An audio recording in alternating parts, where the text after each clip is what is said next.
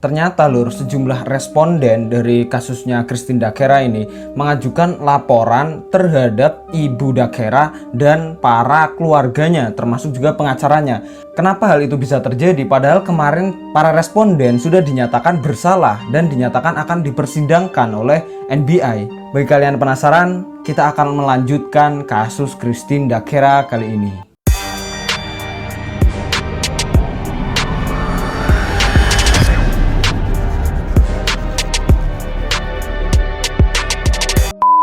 Oke, halo dulur-dulur semua, apa kabar kalian? Semoga sehat selalu.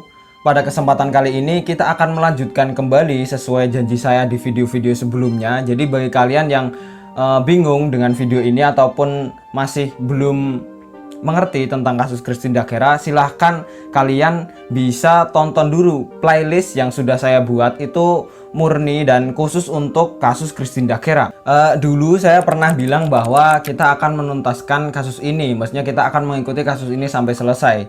Dan pada kesempatan kali ini kita akan melanjutkan pembahasannya, yaitu tentang para responden ini melaporkan Ibu Dakhera dan para keluarganya. Kenapa kok bisa dilaporkan? Padahal kemarin itu dari NBI sudah melaporkan para responden untuk menjadi tersangka. Kita akan membahasnya di sini ya, Lur. Oke, yang pertama, sejumlah responden dalam kasus Christine Dakhera ini mengajukan sejumlah pengaduan terhadap ibu almarhum dari Christine Dakhera, terus anggota Polsek Makati, dan ada sebagian. Jadi sebelumnya itu dilaporkan karena apa? Juru bicara dari para responden, yaitu pengacara Max Santiago, itu mereka mengajukan keluhan pada hari Rabu, Lur, di kantor Kejaksaan Kota Makati. Jadi pada waktu itu pengaduan yang dilakukan adalah tentang sumpah palsu, fitnah di dunia maya, terus penuntutan jahat, dan memberatkan orang-orang yang tidak bersalah. Terus kemudian ada juga hal yang melakukan intrik terhadap kehormatan dan pencemaran nama baik secara lisan. Itu yang diberatkan dan diajukan pengaduan kepada Ibu Dakhera dan kelompoknya oleh para responden, yang dalam hal ini disampaikan oleh pengacara Mike Santiago. Yang dilaporkan oleh para responden itu adalah pihak dari keluarga Dakhera, yaitu Sharon Dakhera, itu Ibu Dakhera sendiri, terus Mairisi Ramos Fong, itu teman, keluarga, dan dokter dari Christine Dakhera, terus ada Brick Reyes, itu pengacaranya keluarga Dakhera, dan Catherine N. Dakhera Fakelo, yaitu sepupu dari Dakhera. Kemudian saya juga mengatakan bahwa ada tadi salah satu dari Polsek Kota Makati yang juga dilaporkan oleh para responden, Lur. Yaitu yang pertama adalah polisi Luis Lopez, terus ada Jun Ali Murong, terus ada kepala kepolisian ini Danilo Omail, dan Kolonel Harut Depositar. Pengacara dari para responden itu berkata bahwa pihak Dakhera ini diduga telah mencemari reputasi kliennya, Lur, yang dalam hal ini kan para pelaku atau tersangka ini. Dan pengaduan tersebut telah diajukan oleh mereka, pihak dari responden, kepada Biro Investigasi Nasional di Departemen Kehakiman. Jadi mereka itu menganggap kliennya ini stres karena ya memang kasus ini berlarut-larut, dan mereka menganggap dari keluarga Dakhera telah mencemari nama baik dari kliennya tersebut, Lur, dalam hal ini para responden atau tersangka. Kemudian tadi juga disebutkan ada Polres Kota Makati yang juga diadukan oleh para responden yang awalnya menangani insiden tentang kasus Christine Dakhera. Hal ini Polsek Kota Makati yang sudah tadi disebutkan itu juga menghadapi tuntutan pengaduan atas penangkapan di luar hukum dan penahanan ilegal, yang mana pada waktu itu para responden atau tersangka itu memang ditangkap. Yang kata dari pengacaranya ini, penangkapannya ini di luar hukum dan penahanannya itu ilegal. Ini dasarnya dari pengacara Max Santiago, pengacara dari para responden, itu polisi Kota Makati mengajukan pengaduan terhadap Galido dan De La Serna itu pada 4 Januari. Dan itu telah melewati masa yang ditentukan pemerintahan, yaitu 36 jam.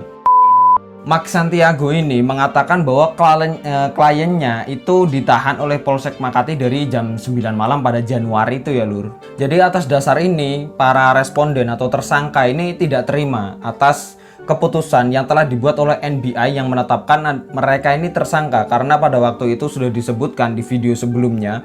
Silakan ditonton. Jadi ada beberapa responden itu yang mendapatkan hukuman atas dasar membawa narkoba, terus menawarkan narkoba, terus ada juga mereka yang lalai dalam menangani temannya. Dalam hal ini adalah Christine Dagera. Pada waktu itu memang Christine Dagera malah mengajukan pengaduan terhadap kamar sebelahnya karena dinilai Dagera kamar sebelahnya lebih memperhatikannya.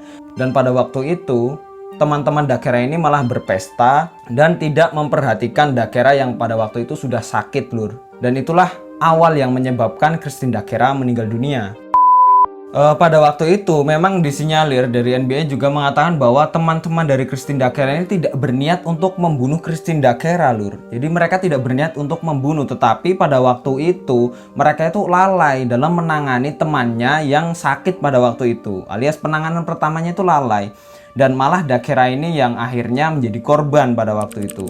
Dan pada tanggal 12 Maret kemarin itu dakwaan gugatan terhadap para responden. Dalam hal ini ada Galindo, De La Serna, Mark Rosales, Gregorio de Guzman, Jezel Rapinan, Alain Chen, Remai Englis, dan Darwin Masalla. Itu digugat oleh, atau itu adalah terdakwa yang digugat oleh NBI.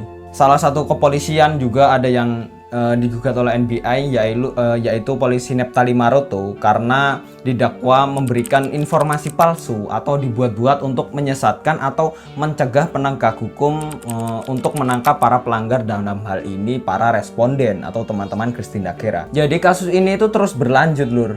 Bagi kalian yang baru melihat video ini atau bingung dengan step-stepnya, silahkan saya ulangi, bisa lihat di playlist. Itu ada awal pertama kali saya memberikan video tentang kronologi lengkapnya bagaimana pada waktu malam tahun baru itu Christine Dagera bisa meninggal dunia dan perkembangan kasusnya di playlist ya, lur, jangan lupa. Oke, terima kasih. Perkembangan sampai saat ini hanya itu, lur. Kalau misalkan ada perkembangan lagi pasti saya sampaikan, dan misalkan dari teman-teman ada yang mengetahui perkembangannya lebih lanjut, silahkan bisa tuliskan di kolom komentar. Oke. Terima kasih telah menonton video ini. Saya sangat banyak terima kasih bagi kalian yang telah menonton. Jangan lupa like, komen, dan tonton video saya yang lainnya supaya saya semangat membuat video. Oke, terima kasih. Wassalamualaikum warahmatullahi wabarakatuh.